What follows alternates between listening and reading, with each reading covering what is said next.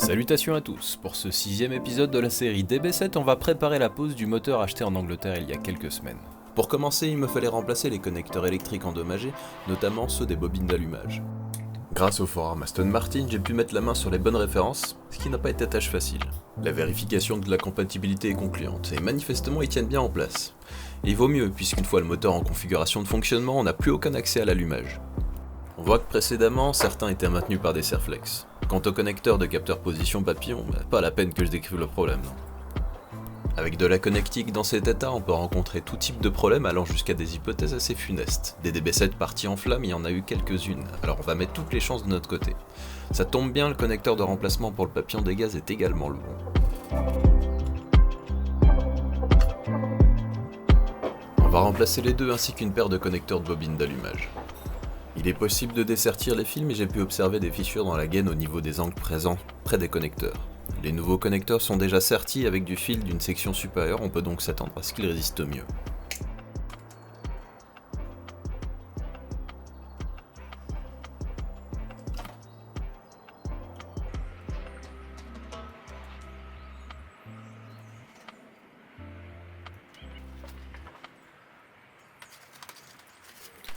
Bon, la plupart d'entre vous ayant sûrement déjà fait ce type de soudure, je n'ai pas de technique particulière à vous préconiser, d'autant plus que je n'exclus pas de commettre des erreurs, étant autant électricien qu'astronaute.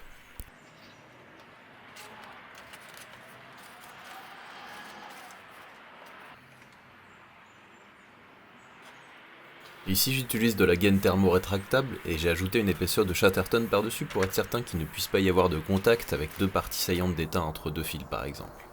Dans l'idéal, le mieux est encore de couper les fils à des hauteurs différentes, mais c'était pas toujours facile ni possible selon la longueur du faisceau accessible.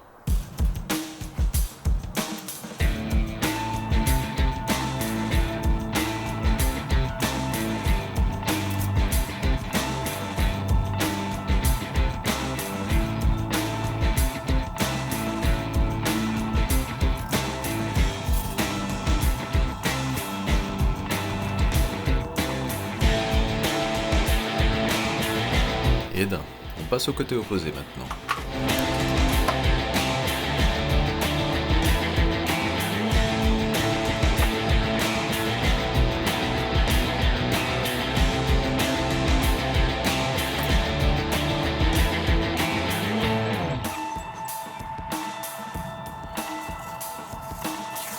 Et le plus pénible, ce sont les connecteurs de bobine.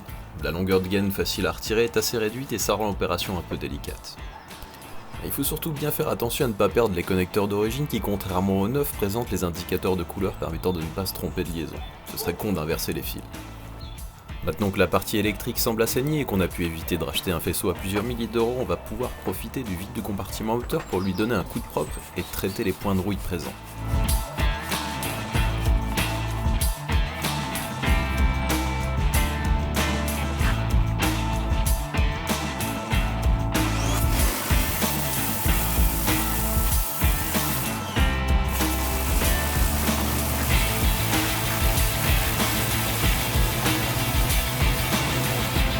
Les soudures au niveau du brancard avant sont d'origine assez mal protégées, certaines zones des joues d'ailes ont subi une abrasion due au frottement de gaine. J'ai décapé le tout et traité au convertisseur de rouille. Il faut maintenant recouvrir tout ça avant de repeindre à la teinte constructeur.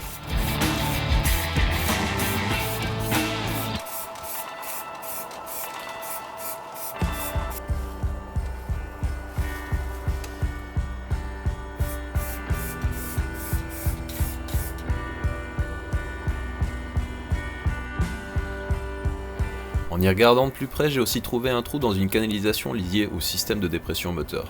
Là encore quelque chose à frotter sur le tube jusqu'à le percer. Je vais donc tenter de le rendre étanche et surtout le protéger pour plus que ça se reproduise.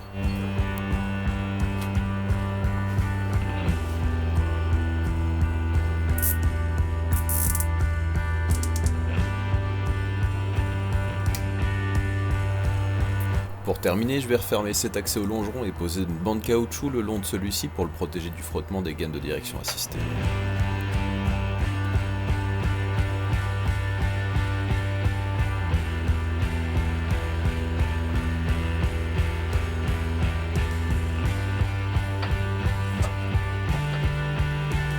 prévision du réaccouplement définitif de la boîte de vitesse avec le moteur, il va falloir remettre en état le kit d'embrayage. Cette version étant définitivement introuvable, on va faire du mieux qu'on peut avec ce plateau de pression pour commencer.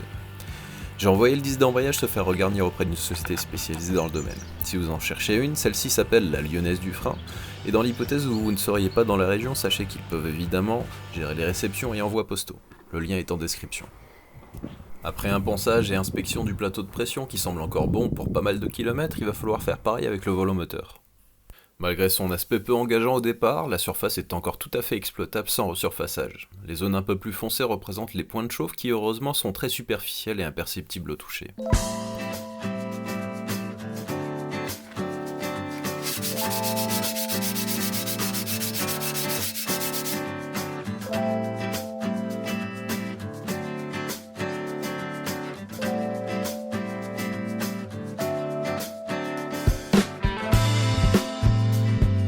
Un contrôle des couvre-culasses et des bougies s'impose maintenant. On va profiter de l'accès facile pour s'en occuper.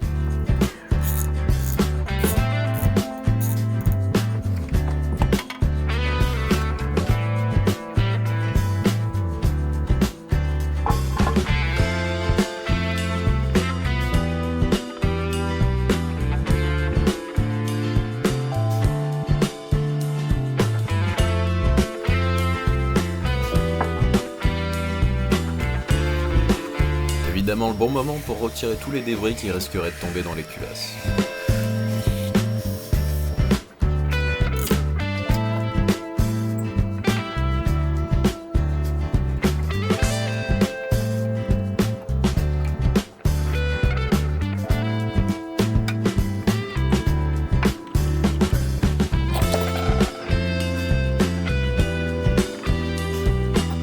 Les joints des couvre-culasses du moteur d'origine étant en meilleur état, je les remets en place sur le nouveau.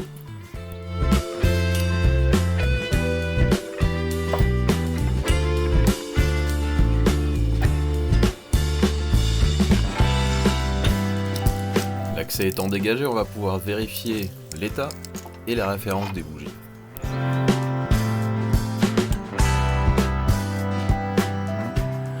Autre raison de bien vérifier les bougies qui sont montées, c'est de vérifier l'écartement de l'électrode. Donc sur ce moteur, on est censé avoir une électrode écartée ici entre 1,2 et 1,3 mm. Donc là j'ai les jauges qui permettent de vérifier, une de 1 mm et une de 0,2. On arrive à la passer, ça force un tout petit peu dedans, donc c'est ce qu'il faut. Donc celle-ci, elle est bien écartée. Ce que j'ai pu constater, c'était que sur mon moteur, les bougies étaient bien réglées, mais sur celui que j'ai récupéré, par contre, la distance était bien trop faible. Alors, pour la mise au point délicate de la bougie, aimant, cul de bougie, tournevis.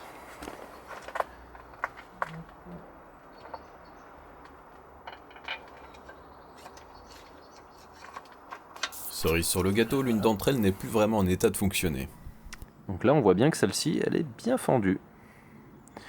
Et là, je vous garantis que ça fonctionne pas bien quand c'est comme ça.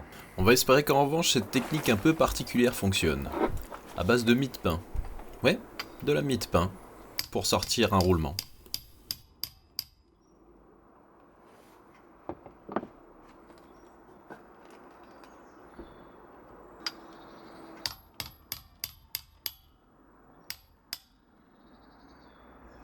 Et voilà une nouveauté arrangée parmi les idées farfelues mais qui font leurs preuves.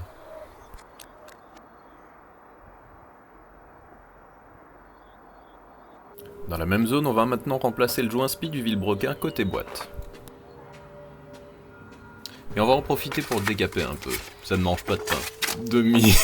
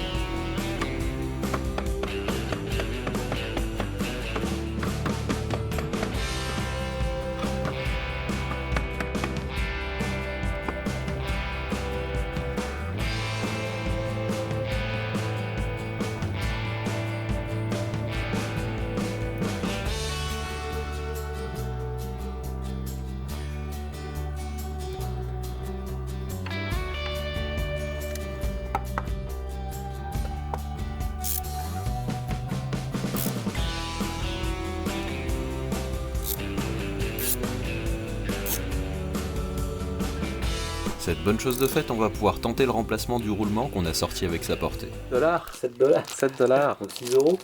Voilà, à peu près. Oui, 6 euros au lieu de 278, j'ai vérifié. Donc, sortie à l'étau de l'ancien roulement et mise en place du neuf. Facile quand on a un pâtissier sous la main.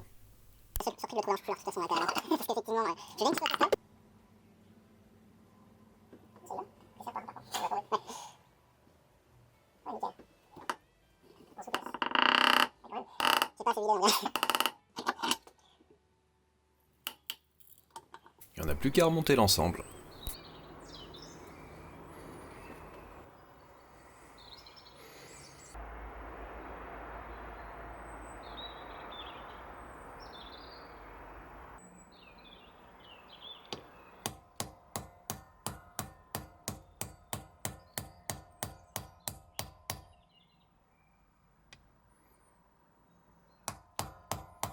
On passe au remontage de la couronne du démarreur et du volant moteur maintenant.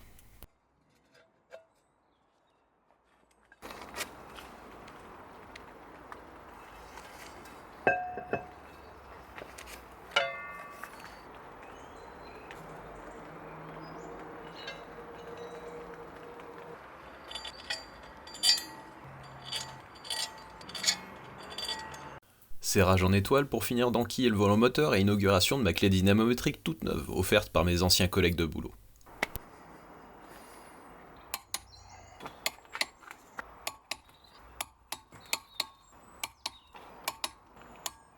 Si vous en utilisez une, n'oubliez jamais de la desserrer complètement avant de la stocker, sinon elle ne sera plus calibrée. En vue de la repose du moteur et pour éviter de galérer à passer la colonne de direction, on va d'ores et déjà déposer le collecteur d'échappement côté conducteur.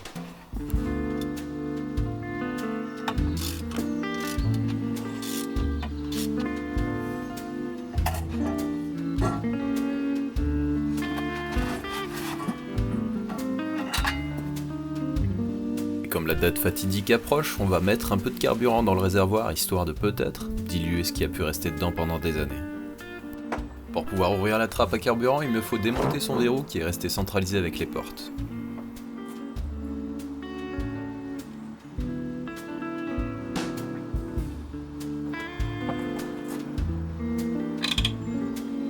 Évidemment, l'évacuation est bouchée et l'emplacement du bouchon de remplissage est bourré de saloperies.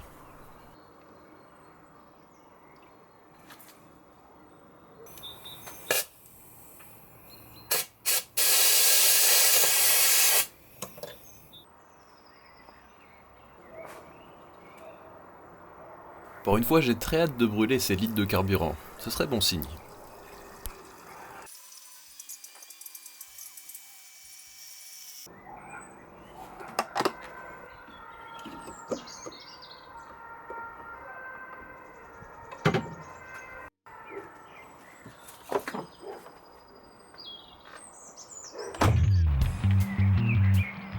J'aurais bien aimé m'en servir à cet épisode, mais ce sera le prochain alors. Soyez patients, on va y arriver.